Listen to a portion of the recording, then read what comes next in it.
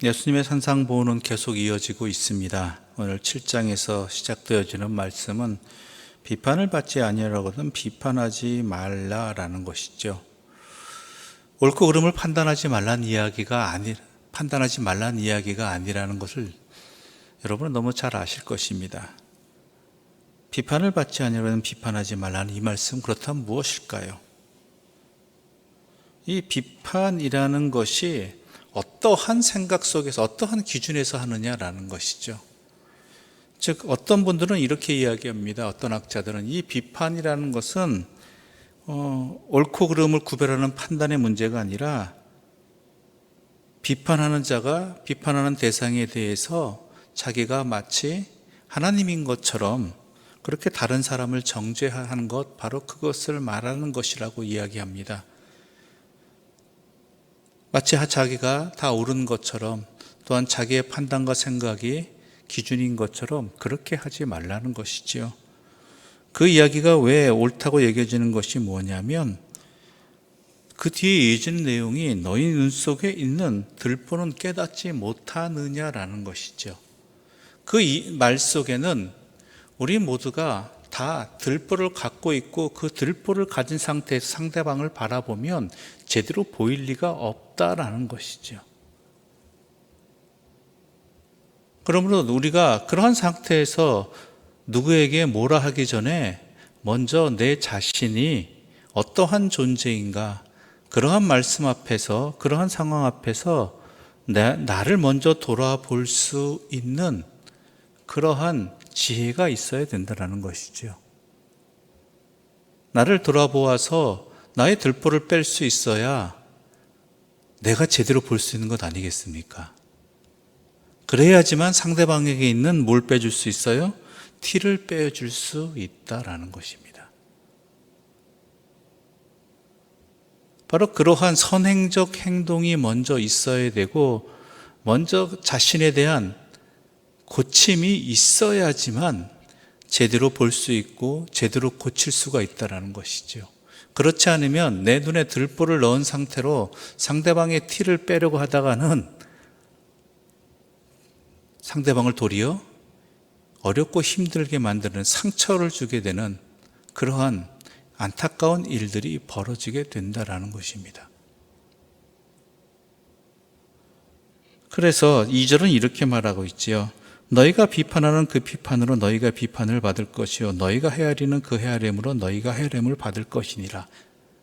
이 이야기 속에서는 먼저 자신에게 헤아리기로 보고 또한 자신에게 먼저 비판을 돌아보라는 그런 이야기가 담겨 있는 것입니다. 반드시 너희가 그것으로 너희도 판단받게 된다는 것이죠.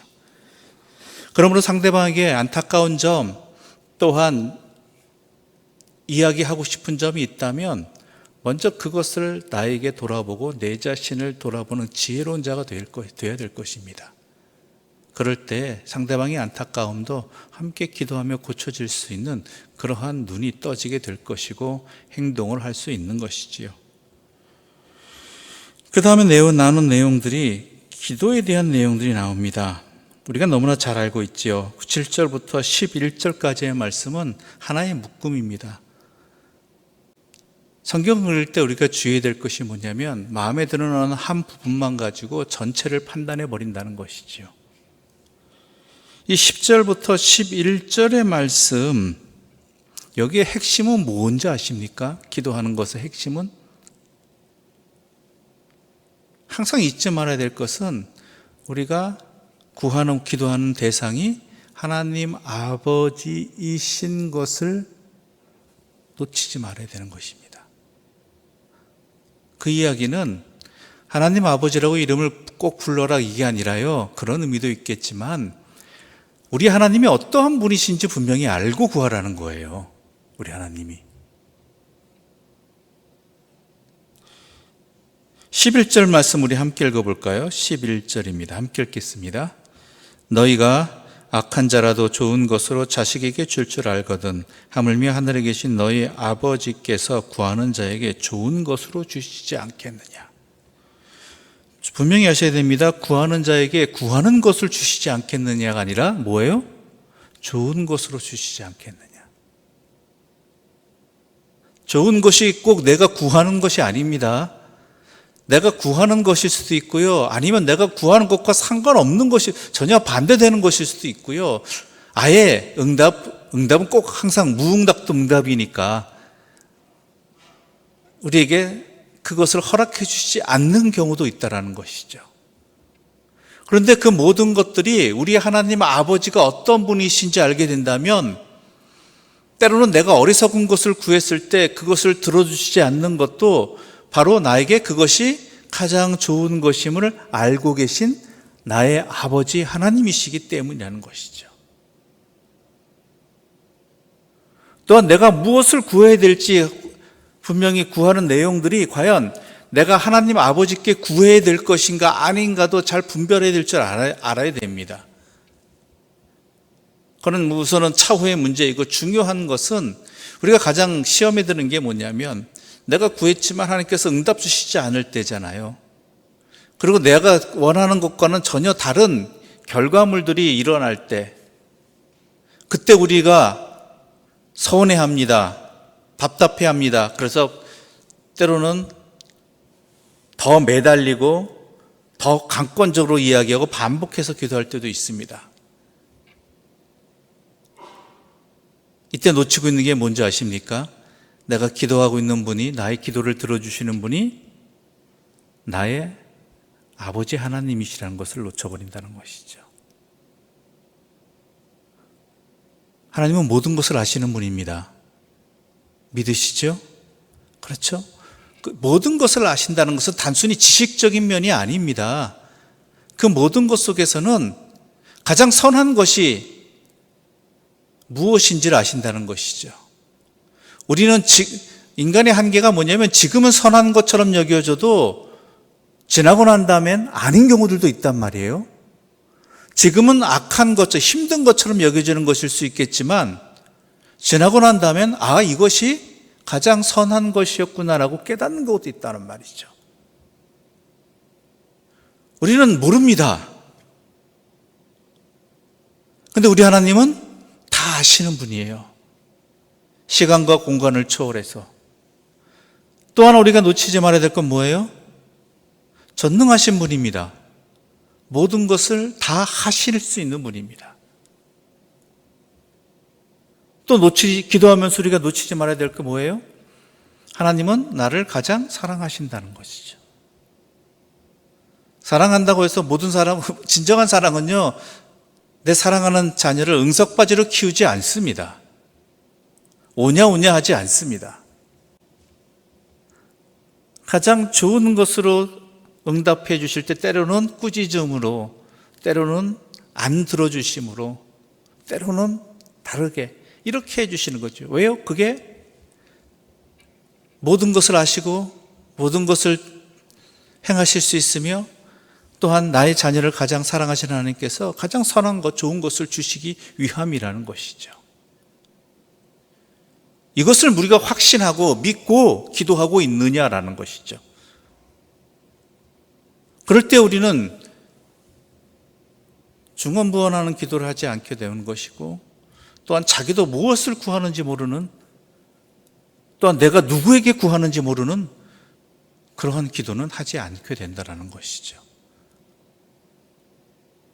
기도는요, 내가 무엇을 구해야 될 게 아니라 그게 중요한 게 아니라 물론 그것도 중요하겠지만 더 중요한 건 무엇이라고요? 내가 기도하는 대상이 누구이신가를 정확히 믿고 행하고 있느냐, 기도하고 있느냐, 이게 중요한 것이죠.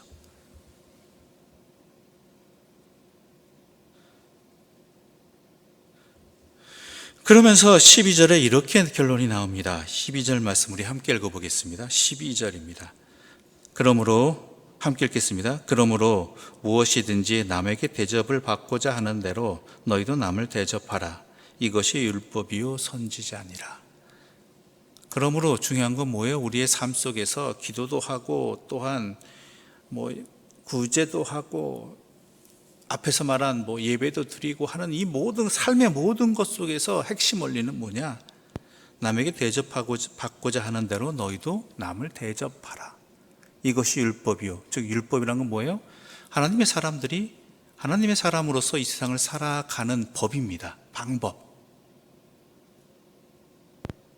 그 핵심이 뭐냐? 이웃들 간에는 남에게 대접받고 싶은, 내가 대접받고 싶은 대로 남을 대접하는 것. 그리고 선지자라는 것은 뭐예요? 우리의 그런 행동을 통해서 주의 말씀이 증거되어진다라는 거예요. 하나님의 사랑이 증거되어진다라는 거예요. 하나님이 어떤 분이신지가.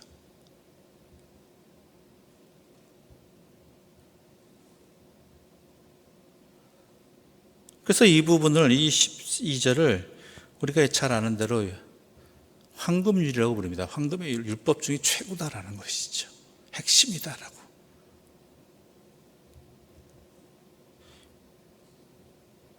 왜 하나님의 말씀을 따르고 살아가느냐? 하나님 말씀이니까, 하나님 사랑하니까, 또한 이웃을 사랑하니까, 하나님의 또한 피조물이고 나와 같은 세상을 살아가는 사람들을 하나님이 사랑하시니까 나도 이웃을 사랑하는 것이죠. 그러기 위해서 어떻게 해야 되느냐? 내가 이 말씀대로 살아갈 때 우리가 하나님 백성답게 살 수 있는 것이고, 또한 하나님이 증거되어진다는 분명한 말씀을 우리 예수님께서는 우리에게 해주고 계신 것이지요.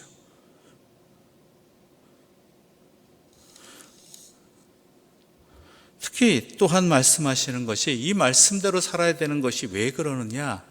그것은 우리 인생은 집을 건축하는 것과 같다라고 이야기하십니다. 그런데 우리가 이제 잘 알다시피 모래 위에 지은 집, 반석 위에 지은 집 이렇게 이야기하잖아요. 근데 사실 이 표현은 그 당시 사람들에게 있어서 매우 중요한 표현이 뭐냐면, 일반적일 땐, 그러니까 어려움이 없을 때는 잘 모른답니다.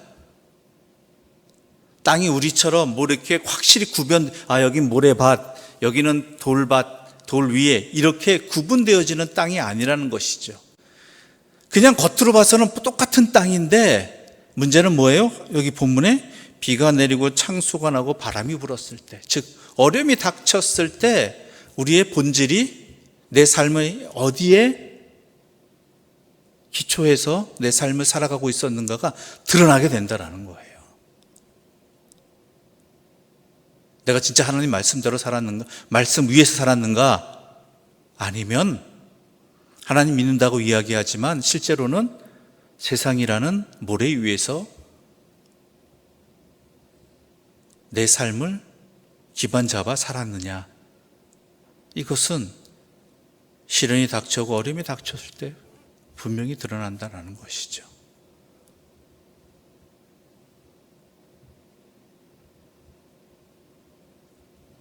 우리의 믿음의 자리는 과연 어디인지, 좋을 때 말고 어렵고 힘들 때 과연 나는 어디에 마음이 가고 또한 어떠한 선택을 하게 되느냐, 그것을 좀 살펴보시기 바랍니다. 만약 안타까운 결론이 나오게 된다면 그때라도 돌이킬 수 있어야죠. 그런 상황에서도 내가 주님 말씀을 지키기 위해서 그 말씀대로 살아가기 중심을 잡고 있다면, 흔들리지 않는다면, 나는 지금까지 다행히 지금 현재로서는 반석 위에 집을 짓고 있는 것입니다. 부디 바라기는 이 새벽에 주의 말씀을 들은 여러분들이 여러분의 인생의 시간들을, 삶을, 집을 바로 주님 말씀 위에 짓는 사람들이어서 비가 내리고 창수가 나고 바람이 불어도 흔들리지 아니하는 믿음의 사람들 되시기를 간절히 소망합니다. 기도드리겠습니다. 하나님 아버지, 감사합니다. 이 새벽도 주님 말씀으로 우리의 삶을 깨워주시니 감사합니다. 우리가 특히 기도할 때 무엇을 구하느냐도 중요하지만 그 이전에 먼저 내가 기도하는 나의 하나님 아버지가 어떠한 분이신지를 믿는 믿음에 기초하여 기도하게 하여 주시고, 그리하여 주님께서 나에게 좋은 것으로 주시는 분이라는 것을 믿는 그 믿음 안에서 진정한 응답과 하나님의 응답과 거기에 대한 기쁨과 확신이 충만하게 하여 주시옵소서. 예수님의 이름으로 기도드립니다. 아멘. 하늘에 계신 우리 아버지 이름을 거룩하게 하시며 아버지의 나라가 오게 하시며 아버지의 뜻이 하늘에서와 같이 땅에서도 이루어지게 하소서. 오늘 우리에게 일용할 양식을 주시고 우리가 우리에게 잘못한 사람을 용서하여 준 것 같이 우리 죄를 용서하여 주시고 우리를 시험에 빠지지 않게 하시고 악에서 구하소서. 나라와 권능과 영광이 영원히 아버지의 것입니다. 아멘.